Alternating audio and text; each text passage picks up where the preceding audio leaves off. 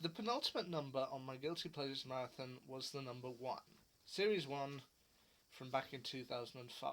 And my Guilty Pleasure from that series, episodes 4 and 5, Aliens in London and World War III, first broadcast on the 16th and the 23rd of April 2005.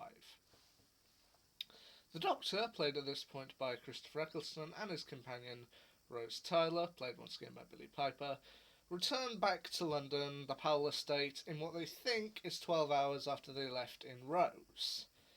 However, they soon find out that they're actually 12 months late, and Rose has actually been considered missing for the past year.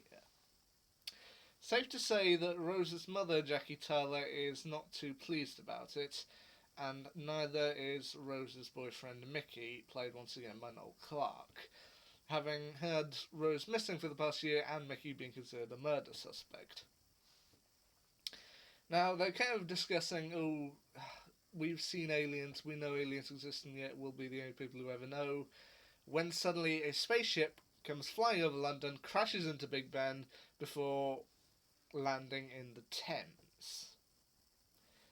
So they have to try and work out what's going on, but also discover this may actually be part of an even bigger conspiracy. Now, this particular double episode from Series 1 introduced 3 elements of Doctor Who that would become kind of popular elements over the next few years. Those being the Slitheen, Harriet Jones, and Toshiko Sato. Let's start off with the Slitheen. They're the kind of main big foe of this, and this is their first actual appearance in the show. Now, of course, they would make more appearances later on, but this is their first adventure, in which they've seemingly got a pretty good plan involved. I mean, their plan is essentially cause worldwide panic from the threat of alien invasion by kind of staging a spaceship crashing into London. Then we as humans, we panic. They tell us that there's an alien spaceship sitting up above, kind of waiting to open fire on us. They ask the world to release codes for nuclear weapons in order to defeat the spaceship. We as humans panic, we hand over the codes, but then they use those missiles not to attack the alien spaceships up above, to which there are none, but instead to attack every other planet in the world. Not every other planet, every other country in the world. They incite nuclear war, we reduce the planet to radioactive rubble, and they sell off pieces of it as space fuel. Piece by piece, destroy the Earth, and make a profit. That's kind of what made the Slitheen different from every other alien species we found out there. As they're not actually a species, we found out it's their surname. They're from the planet Rexacordiophallopatorius, they're one family, and they want to make money. Now, of course, the Slitheen, while they've never been the most popular Doctor Who monster in the whole of the show's run, this is their first episode, and they would later gain a small popularity in the sense that while they haven't really made a reappearance in Doctor Who since Series 1, at least as a main foe, they would later return in the spin-off, the Sarah Jane Adventures, and would become one of Sarah Jane's most recurring foes throughout the series, most popular foes throughout the series. So yeah, while the Slitheen aren't the most popular foes in terms of Doctor Who, they did prove popular enough to become one of the main villains of the spin-off.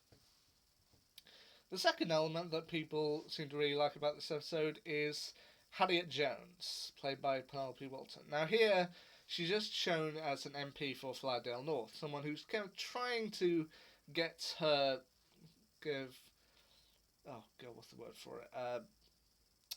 to get her policies read by the Prime Minister and all the rest of it, but he's constantly like, oh, can't you see I'm busy? To which the Slitheen, you've got a range of Slitheen in this episode played by people like Annette Badlands, Rupert Vansittart, Steve Spears, and David Very. To which David Very's kind of the stand-in Prime Minister is like, oh, I thought I was Prime Minister now, only by default. She's constantly trying to hand over her papers like, oh, can't you see I'm busy, woman? But then, by the end of it all, when they've defeated the Slitheen and everything, The Doctor says that he knew he recognised her name, and she would later return for the 2005 Christmas special, The Christmas Invasion, and would return for a final time in the series 4 finale, The Stolen Earth, before she's shot by a Dalek. So Penelope Wilton's Harriet Jones did prove to be a popular character for a while. So it's nice to see her first appearance here. And the other thing that the show should be noted for introducing is Toshiko Sato. Now, technically, this could have just been a one-time appearance and then be done with it. But then, this is actually, if you count it, the third appearance of a Torchwood member before Torchwood started. I mean, The Unquiet Dead had Eve Miles, The Empty Child introduced us to Captain Jack Harkness, and Aliens London World War III introduces us to Naoko Mori, she's brought in as a doctor to examine an alien body found in a crashed spaceship, which she later finds is just a human pig sewn together with alien technology. And they would later mention in Torchwood that she would technically been covering this job for Owen, as he had been busy that day, so she agreed to cover for him, and this is technically Toshiko's first appearance in the series. Now, like with Gridlock, this may have been a bad time to watch this episode. Now, we know that the problem at the moment is, of course, our virus going on at the moment in time, and it's not alien spaceships up above. But there's a particular piece of dialogue spoken by a news reporter during the second half that I think does kind of signify what we're feeling at the moment. Yesterday saw the start of a brave new world. Today might see it end. The streets are deserted. Everyone's home, just waiting, as the future is decided in New York. I mean, I know in this episode they are talking about alien spaceships and talking about the threat of alien invasion, but that piece of dialogue could easily be transferred to today and it would still fit. Now, the last thing I'd like to talk about this particular thing is that this episode also introduced one small element. Now, since the Doctor and Rose return 1 year late, this technically means that for the entirety of the Russell T Davies era of the show was running 1 year ahead of us. They started off in 2005, which is confirmed by the End of Time Part 2, revealing when the Doctor met Rose in that episode, it was January the 1st, 2005.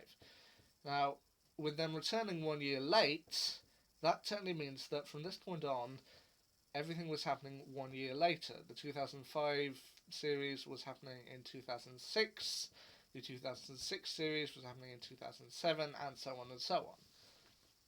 At least for the Russell T Davies era. Now, when Matt Smith's Doctor came along with the 11th Hour, they reset everything so it was happening in 2010. Which, yeah, they reset everything for that. But it's kind of a nice touch that everything in the Russell T Davies era is happening 1 year ahead. That way, I know we all know it's a TV show, but that way we're not going looking and going, well, that's unrealistic because Downing Street isn't destroyed. Or the rest of it. Or we haven't had an alien spaceship. We were just like, oh, okay, it's happening 1 year ahead of us. We've still got it all to come. So, yeah. Aliens in London and World War III, it's kind of set us 1 year on. It's a little dated, kind of just that time period, but it was 2005. It wasn't like 15 years ago. But I still think it holds up rather well. Right, now, the final number on my Guilty Pleasures Marathon is number 10.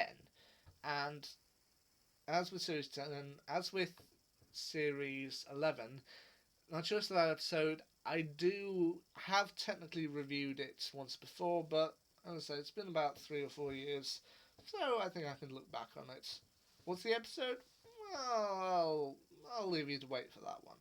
But for the penultimate episode of my Guilty Pleasures Marathon, Aliens in London World War III, I still think it's pretty good. Until I do my Series 10 one, fantastic.